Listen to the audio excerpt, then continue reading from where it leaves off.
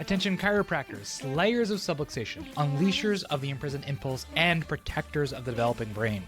Welcome to the Cranial Doc Podcast, where we master the work that actually changes lives. Craniopathy, nervous system-based care, and the business systems that let you scale without selling your soul. I'm Dr. Anthony Pellegrino, pediatric chiropractor, certified craniopath, and proud automation geek. Let's dive in.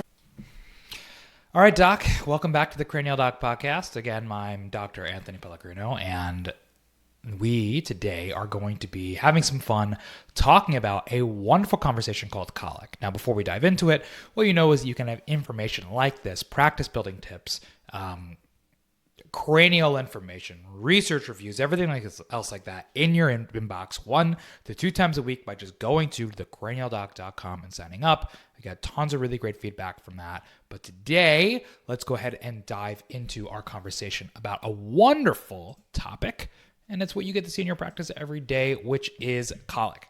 Now, we're just going to come right out and say it. Whenever we get to work with a child with colic, those parents are suffering. It is rough. And with the results, they are almost always blown away. So if you've been practicing for long enough, you have definitely seen it, right? You've got that baby. They can't be put down. They can't sleep. They just can't stop crying. We often get to meet parents who have, had their child for, 3 months old, and they're like, I've never been able to put my child down without them crying in the last 3 months. And that is really hard. And to me, that is absolutely no way to live. And they've been suffering with that. After a couple gentle chiropractic adjustments or cranial adjustments, we know that we see that they're calm, they're sleeping, they're digesting, they're thriving. Parents are saying things like, I feel like I get to meet my baby for the first time, right?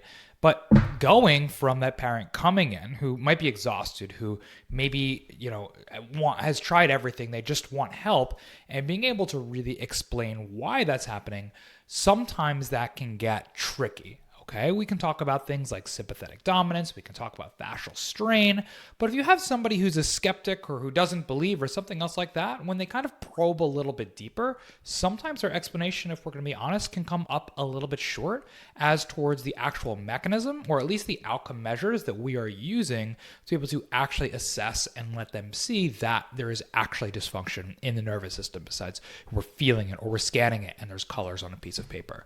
So today we are going to be reviewing a 2021 paper by Dr. Janho that I just read this week, who's a chiropractor from the Netherlands, and it's published not in a chiropractic journal, but in Frontiers in Pediatrics. And that is going to give us a lot more detail as well as more ammo, and then even kind of like deepen or level up our understanding about what potentially could be going on in a colic-based situation. So whenever we talk about colic or try to explain it in our practice, I've heard chiropractors use all different types of explanations, right? It's fascial strain from birth trauma. Of course, that's true, right? It's sympathetic overdrive, a fight or flight state.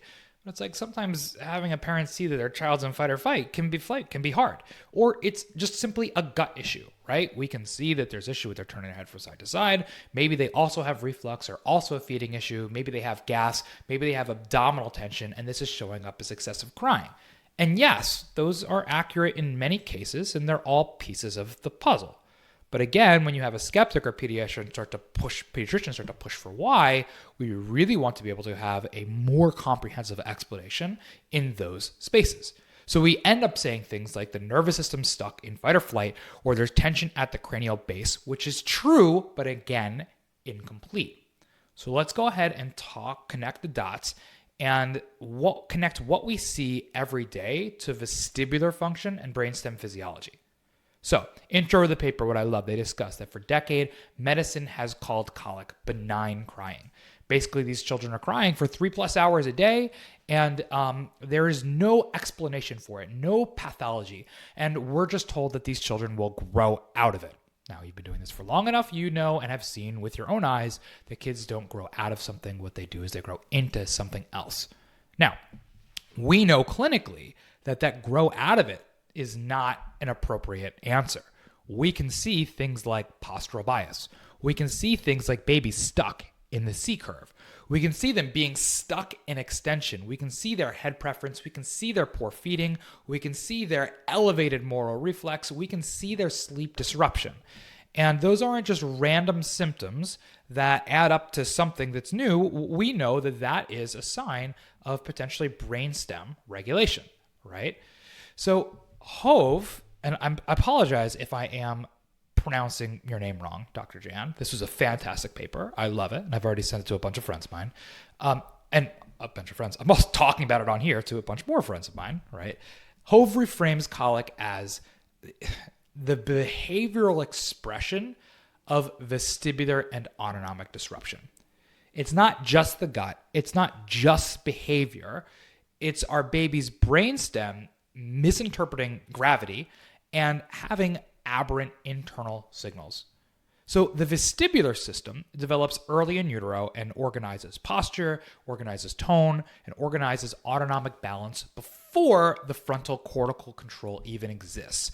So the vestibular system is at the primary organizing these different things before we have top-down regulation. So its nuclei sits in the pons and medulla, right beside the vagal nuclei and reticular formation, the same region that we know we influence through both cranial and upper cervical adjusting.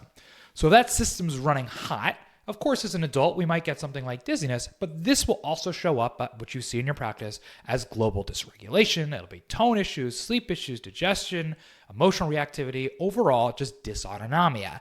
And in a baby, that looks exactly like colic. So we're not just saying this on a theoretical basis. And one of the reasons I love this paper so much is Dr. Høve created a simple five-step questionnaire for parents where each yes is a score of 1 and a no is a score of 0. And in this study, he was actually using this questionnaire to be able to help parents identify symptoms of not just subluxation, but actual vestibular dysregulation. So number 1 is, does your child have trouble calming or fall asleep during a car ride? What we know is that motion should be something that's soothing. If motion itself isn't soothing, if it's something that's stressing out a baby, that could be a signal that the vestibular nuclei are overreacting. And motion is being processed as a threat by the central nervous system. So I want you to think about, in that case, that could be a suboccipital or a dural tension that's driving hyperactivity of the vestibular system. So number 2, are they still fussy when they're held or walked around? Well, what we know is that brisk walking, for example, can normally provide good vestibular and proprioceptive input that drops the system. So if that fails, cervical mechanoreception can be jammed, the medial cerebellum loses inhibitory control and leaves the vestibular system locked on. Number 3, if they fall asleep on you, do they cry and wake when they're laid flat? So a change in orientation from vertical to horizontal should be seamless. If it triggers distress, the otolithic organs are hypersensitive to gravitational input, and that can be a direct reflection of brainstem and vestibular dysfunction. So we can look at things like the occiput and the temporal relationship, the sphenobasilar and as well as the temporal, and see if they can finally start to tolerate being flat. Number 4 has to do with the moral reflex and asking if they have a sudden scream or startle from sleep. So the moral reflex we know is very vestibular. It has spontaneous activation. When having spontaneous activation, it can signal a low threshold in the vestibular nuclei.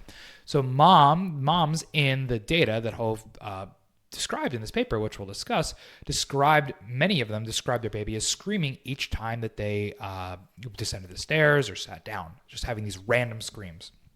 So by normalizing proprioceptive input, we can reset that threshold. And then number 5 is your baby more comfortable when inclined in a car seat than flat in a crib, okay? At around 30 degrees, the lateral semicircular canals are vertical and are less reactive to gravitational shifts. That position can dampen vestibular input, which is why many babies will sleep better upright if they're living with an overloaded vestibular system all the time. So if we view this together, we're starting to just take the okay, cool, you had birth trauma and you have colic, so those two things might be connected, but we can actually use this questionnaire to better understand what the nervous system is doing and start to assess patterns, right? What we can see is that motion intolerance, difficulty settling, gravitational sensitivity, exaggerated startle, and positional preference are showing up as vestibular hyperactivity. After care in this study, those findings vanished and the entire profile of these children normalized. So what did the study actually do? I love this because it's not just saying this and we're not just doing things theoretically, but Dr. Høve actually took 120 colicky versus 117 non-colicky infants and did a gentle, it called in the study, a vibratory input using a JTAC. So it's gentle upper cervical adjustments using a JTAC, averaging 4 visits over like a 2-week period. So pretty small recommendation, honestly, in terms of what I see for a lot of kids who are under a ton of this dural stress. Again, we're taking, I mean, it's average. So you take 122 colicky infants. You're probably, not only talking about the extremes here, but it's just something to be aware of. So before care, 98% of the colicky group showed vestibular hyperactivity with an average score of about 2.8. And after care, there's about a 96.5% decrease, meaning the average was 0.1.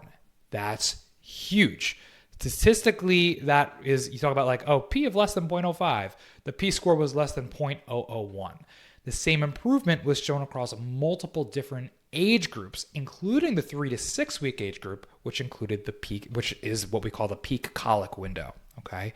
So when we start to explore it, the mechanism here becomes really important. We know that there are cervical vestibular pathways in the suboccipital area that project into the vestibular nuclei and medial cerebellum. Distorted input is going to cause a loss of Purkinje inhibition and lead to vestibular overfiring. And now the baby all of a sudden perceives motion as threat. From a cranial perspective, which what I'm adding in, which isn't mentioned in the study, we know that the temporal bones themselves actually house the canals. The sphenobasilar forms the base of the dura, and torsion in the sphenobasilar and restriction of temporal can amplify feelings of imbalance, and again, vestibular and proprioceptive input and fight or flight sympathetic stress. Restoring appropriate motion in these areas can normalize the modulation of the vestibular system. The vestibular nuclei also interface with reticulospinal and autonomic centers. So when we normalize those, tone drops, breathing evens, digestion resumes, and sleep returns. Our kids aren't crashing because they're tired. They get to crash after the adjustment because their nervous system finally feels safe.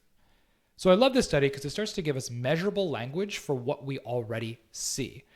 I think, and what I'm going to do is I'm going to add in these vestibular questions to my intake forms for every infant. I'm going to track these 5 signs pre and post care in my reevaluations. And I definitely recommend that you do too, and explain to the parents as a sign of nervous system disruption. See what we have. I'm going to start viewing suboccipital tension and subluxation and cranial strain, not just as something that's structural, but as sensory dysregulation, which we already know. I'm going to stop talking so much about colic as a gut issue. For me, as a craniopath and also somebody who's on my IBCLC journey, I'm a certified breastfeeding specialist. What I can say is that I've been having a lot of conversation recently with colicky infants about kind of relating it to reflux, and where maybe we're losing our CO when eating, maybe we're swallowing air, maybe we're really gassy. And I think that that's something that's really important. And I've just noted reading the study that I've been going to that. And I think that that's really easy, but it doesn't always explain the situation, especially with a kiddo who doesn't have feeding issues. And I always want to make sure that I'm giving 100% accurate information and not cookie cutter information. So I want to replace the colic equals gut issue with colic equals nervous system vestibular dysfunction and actually have an outcome measure for parents. I want to help them grasp that instantly. And again, our job is to reframe chiropractic as neurological regulation and not sensory, so not just symptom relief. We know that babies are just simply sensory processing organisms. They don't have top-down regulation. They don't have thought. They don't have anything other than I bring in information into my body to make pathways to learn, develop, grow, and survive. I'm just simply a sponge. These adjustments, when we're seeing colic, our job is to not fix the crying. It is to restore the sensory regulation at the brainstem. That is why light-specific upper cranial work and cranial work can change everything, from tone to breath to digestion to calm. These colicky babies in your office, parents need to understand that they don't have a broken baby, right? There are no bad kids. The symptoms are a behavior into how their brain and nervous system are functioning.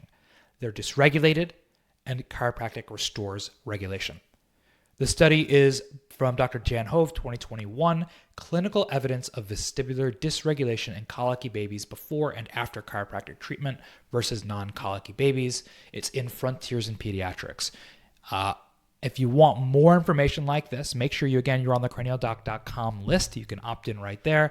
And again, make sure you subscribe, rate, review, send this to a friend. I want more people to understand in their practice, have ammo and certainty to be able to deliver care, as well as be able to serve the masses with automation, systems, business, communication, you name it. Our community deserves for people to be face down, getting their nervous systems back online. The world will be a better place. Go out there and slay some subluxations.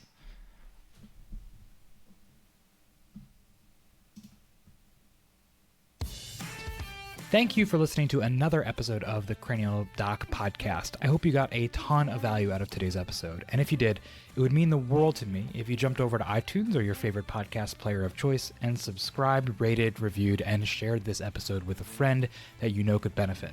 We have a ton of this information and more in our free email series at thecranialdoc.com. So go ahead and jump on there, subscribe, and get me raw, unfiltered in your inbox every week, changing your practice. Can't wait to see you for the next episode.